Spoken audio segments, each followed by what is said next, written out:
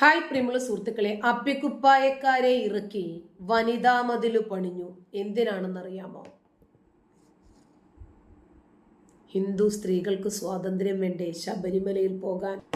അപ്പോഴും മുസ്ലിം സ്ത്രീകളുടെ സ്വാതന്ത്ര്യവും സമത്വവും ഇടകലരലും ഒന്നും മുസ്ലിം സ്ത്രീയെ സംബന്ധിച്ചിടത്തോളം ഒരു വിഷയമേ. നമ്മൾ അങ്ങനെയാണ് കേട്ടോ. കാരണം മറ്റുള്ളവരുടെ സൗകര്യങ്ങളെ കുറിച്ചിട്ടാണ് നമ്മൾ എപ്പോഴും ആകുലരാകുന്നത്. മുസ്ലിം സ്ത്രീകൾ അപ്പിക്കുപ്പായത്തിനകത്ത് അടഞ്ഞ് വീട്ടിനകത്തിരുന്നോട്ടെ, കുഴപ്പമില്ല. പക്ഷേ ഹിന്ദു സ്ത്രീകൾക്ക് ആരാധനാലയങ്ങളിൽ പോണ്ടേ?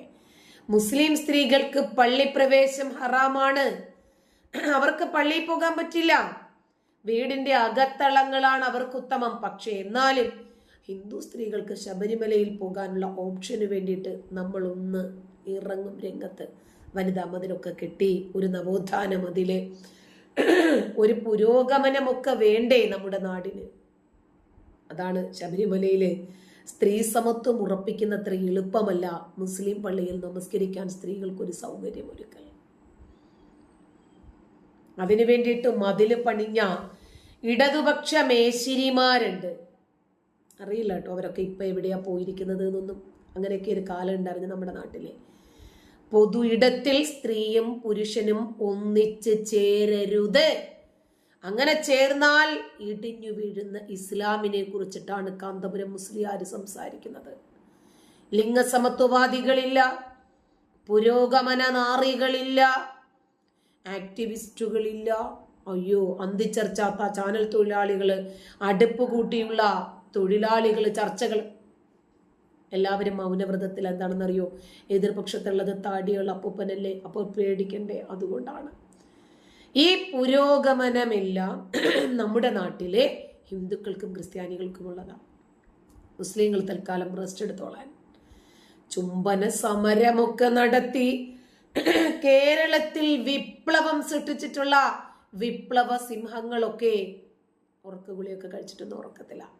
അതുകൊണ്ട് തൽക്കാലം അവർക്ക് നവോത്ഥാന സാംസ്കാരിക ചിന്തകളിലേക്കൊന്നും താല്പര്യമില്ല, മൂടില്ലാത്തതുകൊണ്ടേ. അങ്ങനെയാണെന്നേ. ഹിന്ദു സ്ത്രീകൾക്ക് സമത്വം വേണ്ടേ? അവർക്ക് നീതി വേണ്ടേ? ന്യായം വേണ്ടേ? അവർ ഇടകലരണ്ടേ? അവർക്ക് ആരാധനാലയങ്ങളിൽ നിർഭയം പോകാൻ പറ്റണ്ടേ? അതുപോലെയാണോ മുസ്ലിം സ്ത്രീകൾ? ഹോജ സ്ത്രീകൾ പേറിയന്ത്രമായി വീട്ടിലിരുന്നാൽ മതി. കുട്ടികളെ കളിപ്പിക്കാനും കുളിപ്പിക്കാനും, ഭർത്താവിൻ്റെ കാമ വികാരം ഒന്ന് തീർക്കാനും, വീടൊക്കെ വൃത്തിയാക്കാനും, ഭക്ഷണം ഉണ്ടാക്കാനും. പുറത്തങ്ങ് ഇറങ്ങല്ലേ, വീട്ടിലെ ജനല് സൂക്ഷിക്കണം. നമ്മുടെ നാടിനെ അഫ്ഗാനാക്കി മാറ്റിക്കൊണ്ടിരിക്കുന്ന സാഹചര്യം. മരണ വീട്ടിലാണെങ്കിലും കല്യാണ വീട്ടിലാണെങ്കിലും ഒക്കെ പ്രത്യേകം വാതില്. ന സ്ത്രീ സ്വാതന്ത്ര്യമർഹതി എന്നതിന് പകരം ന സ്ത്രീ വ്യായാമമർഹതി എന്ന് പറയേണ്ടി വരും. നമ്മുടെ നാട്ടിൽ അങ്ങനെയാണ്. വ്യായാമമൊന്നും വേണ്ട. മറകെട്ടി വേലി കെട്ടി പൊതിഞ്ഞ് പൊതിഞ്ഞ് പൊതിഞ്ഞ് പെണ്ണിനെ എത്രമാത്രം അടക്കി നിർത്താമോ അത്രയും ഒതുക്കി നിർത്തണം. എന്തിനാണെന്നറിയാമോ? പുരുഷന്റെ വിശ്വാസ പ്യൂരിറ്റിക്ക് വേണ്ടി. സമൂഹത്തിലെ അനാചാരം നിർത്തലാക്കണ്ടേ? പുരുഷന്മാര് സ്ത്രീകളെ കയറി പിടിക്കുന്നു, അതുകൊണ്ട് പെണ്ണ് പൊതിയണം. നമ്മുടെ നാട്ടിലെ വിചിത്രമായിട്ടുള്ള നിയമങ്ങളാണ് കേട്ടോ. മറ്റെല്ലാ രാജ്യത്തും ഏതെങ്കിലും സ്ത്രീകളെ കയറി പിടിച്ചാൽ പുരുഷന്മാർക്കാണ് ശിക്ഷയും നിയമങ്ങളും. മുസ്ലിം സ്ത്രീകളെ വീട്ടിന്റെ അകത്തളങ്ങളിൽ അടച്ചിട്ടാലേ ഇവർക്ക് സമാധാനം വരൂ. ഇനി നോക്ക്, എല്ലാ മുസ്ലിം സ്ത്രീകളും വീട്ടിനകത്തിരിക്കുവാണെന്ന് വിചാരിച്ചോ? അവരപ്പിക്കുപ്പായമിട്ട് പേറിയന്ത്രമായി വീട്ടിലിരിക്കുന്നു. പക്ഷെ അപ്പോഴും പ്രശ്നം അവസാനിക്കുന്നില്ലല്ലോ. കാഫിറായിട്ടുള്ള സ്ത്രീകൾ ഇറങ്ങി നടക്കുകയല്ലേന്നേ. അവർക്ക് അപ്പിക്കുപ്പായമൊന്നും അല്ലല്ലോ, അവർക്ക് ഇഷ്ടമുള്ള വസ്ത്രം ധരിക്കാമല്ലോ. അങ്ങനെ വന്നാലും നമ്മുടെ വിശ്വാസത്തെ ബാധിക്കില്ല. അപ്പോഴും കാക്കാമാര് പുറത്തിറങ്ങി നടക്കുന്നുണ്ടല്ലോ. ക്രമേണ ക്രമേണ ഓരോ മേഖലകൾ വീതം മതവൽക്കരിക്കാനുള്ള സംഘടിതമായ ശ്രമത്തിന്റെ ഫലമാണിതൊക്കെ. ഇടകലരരുത് എന്ന് പറഞ്ഞതിന്റെ അടുത്ത ദിവസം തന്നെ സമത്വം ഞങ്ങൾ അംഗീകരിക്കില്ല എന്ന്, അതേസമയം തന്നെ ഏക സിവിൽ കോഡ് ഞങ്ങൾ അംഗീകരിക്കില്ല എന്ന് പറഞ്ഞ് ജാമിയത്തി ഹിന്ദ് എന്ന് പറയുന്ന സംഘടനയുടെ നേതാവ് രംഗത്ത് വന്നിരിക്കുന്നു. ഇതെല്ലാം സംഘടിതമാണ്. വലിയൊരു പ്രീ പ്ലാനിങ്ങിന്റെ ഭാഗമാണ് ഇത്തരം നിലപാടുകളൊക്കെ ഉയർന്നു വരുന്ന ഒരു മതേതര രാജ്യത്ത്. ശബരിമലയിൽ കയറുന്നതിനു വേണ്ടി മതിൽ നിർമ്മിച്ച വനിതകളിൽ പർദ്ദയിട്ട നവോത്ഥാന നാരികൾ ഉണ്ടായിരുന്നല്ലോ. അവരെ കൂടി ചേർത്തിട്ടാണ് കാന്തപുരം പറഞ്ഞത്, ഒരു മതില് അദ്ദേഹത്തിൻ്റെ വീടിന് മുന്നിലും പണിയാൻ നമ്മുടെ നാരികൾ തയ്യാറാകുമോ? ഇതുവരെ ഒരക്ഷരം ഒരാളും മിണ്ടിയിട്ടില്ല. കാരണം എന്തെന്നറിയാമോ? സ്ത്രീ സുരക്ഷ, സ്ത്രീ സമത്വം, ജനാധിപത്യം, ദേശീയത, സ്വാതന്ത്ര്യം, ഇതൊക്കെ രാജ്യം ചർച്ച ചെയ്തുകൊണ്ടിരിക്കുമ്പോൾ പാർലമെന്റ് ശക്തമായിട്ടുള്ള സ്ത്രീ സുരക്ഷാ നിയമങ്ങൾ പാസാക്കിക്കൊണ്ടിരിക്കുമ്പോൾ സമൂഹം അത് ഏറ്റെടുക്കണ്ടേ? സമൂഹം അത് ഏറ്റെടുത്ത് പ്രാവർത്തികമാക്കാൻ തയ്യാറായെങ്കിൽ മാത്രമല്ലേ നമ്മുടെ രാജ്യത്തിൽ ഒരു മാറ്റം ഉണ്ടാകൂ. മുസ്ലിം സ്ത്രീകൾ തന്നെയല്ലേ ഇതിന് രംഗത്ത് വരേണ്ടത്, ഇതിനെ പ്രതികരിക്കേണ്ടത്, ഇതിന് മറുപടി നൽകേണ്ടത്. രസമാണ് കേട്ടോ.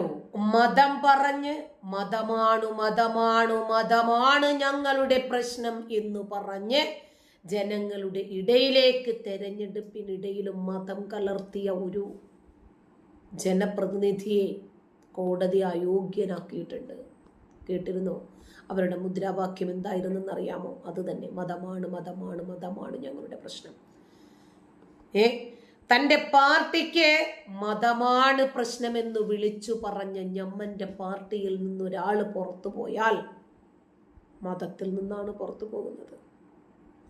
കൊക്കിന് ജീവനുള്ളിടത്തോളം കാലം സ്ത്രീ പുരുഷ സമത്വം അനുവദിക്കില്ല എന്ന് പ്രസംഗിച്ചതുൾപ്പെടെയുള്ള നിരവധി സ്ത്രീ വിദ്വേഷ പ്രസംഗം നടത്തിയ താനൊരു ഗുണ്ടയാണ് എന്ന് സമൂഹ മാധ്യമങ്ങളിലൂടെ വിളിച്ചു പറഞ്ഞ, കേരളം ശുദ്ധീകരിക്കാൻ ബക്കറ്റും ചൂലുമായിട്ട് ഇറങ്ങിത്തിരിച്ച സഖാവ്, ഇതൊക്കെ എവിടെ? ഇന്ന് വരെ മുസ്ലിം ലീഗിൽ നിന്ന് ഒരു വനിതാ MP, ഒരു വനിതാ MLA ഉണ്ടായിട്ടുണ്ടോ? പഞ്ചായത്ത് തെരഞ്ഞെടുപ്പില് വനിതാ സംവരണമുള്ളത് കൊണ്ട് മാത്രം ലീഗിൽ പ്രവർത്തിക്കുന്ന വനിതകൾക്ക് പഞ്ചായത്ത് മെമ്പറെങ്കിലും ആകാൻ കഴിഞ്ഞു. അത് ശരീഅത്ത് നിയമം കൊണ്ടല്ല, ശരീഅത്ത് നിയമത്തിന്റെ ഗുണഗണങ്ങൾ കൊണ്ടല്ല, മറിച്ച് ഈ രാജ്യത്തിന്റെ ജനാധിപത്യ നിയമം കൊണ്ടാണ്. നമ്മുടെ രാജ്യത്ത് സ്ത്രീ സംവരണ നിയമങ്ങൾ ഉള്ളത് കൊണ്ട് മാത്രമാണ് ആ മേഖലയിലെങ്കിലും സ്ത്രീകൾക്ക് എത്താൻ കഴിഞ്ഞത്. എന്നിട്ട് ലീഗ് വനിതാ സമ്മേളനങ്ങൾ വെക്കുന്ന നാമമാത്രമായി പോലും ഒരു സ്ത്രീ അതിനകത്ത്. വനിതാ സമ്മേളനങ്ങളെല്ലാം കണ്ടക്ട് ചെയ്യുന്നത് താടിയും മീശയും വെച്ച വനിതകൾ. ആർക്കും ഒരു കുഴപ്പമില്ല കേട്ടോ, ആരും വിമർശിച്ചൊന്നും രംഗത്ത് വരാറില്ല കേട്ടോ. എന്തുകൊണ്ടാണെന്ന് അറിയാമോ? ചുമ്മാ ഞമ്മൻ്റെ ആളുകളെയൊക്കെ എന്തിനു വിമർശിക്കുന്നു? എന്ത് കാര്യമുണ്ട് അതിന്? ഇങ്ങനെയാണ്. അപ്പൊ അവനവന്റെ കാര്യങ്ങൾ വരുമ്പോൾ ഈ സംവരണം പ്രയോജനപ്പെടുത്തി തോൽക്കും എന്നുറപ്പുള്ള മണ്ഡലങ്ങളിൽ ലീഗ് സ്ത്രീകളെ നിർത്തിക്കൊടുക്കും. ജയിക്കുമെന്നുറപ്പുള്ള മണ്ഡലങ്ങളിൽ പുരുഷന്മാർ തന്നെ നിൽക്കും. ഇതൊക്കെ നമുക്കും അറിയാം, ഇതെല്ലാ കേരളക്കരയിലെ ആളുകൾക്കും അറിയാം. നിങ്ങളുടെ ഈ പിന്തിരിപ്പൻ നയങ്ങൾ ഇടയ്ക്കിടയ്ക്ക് നിങ്ങൾ പറയണം. എന്നാൽ മാത്രമേ ആ അറേബ്യൻ കാലഘട്ടത്തിൽ ഉണ്ടായ ഗോത്ര നിയമത്തിന്റെ സ്ത്രീ വിരുദ്ധതകൾ എത്രത്തോളം ഉണ്ട് എന്ന് ജനങ്ങൾക്കൊന്ന് വെളിവ് വയ്ക്കൂ. നന്ദി.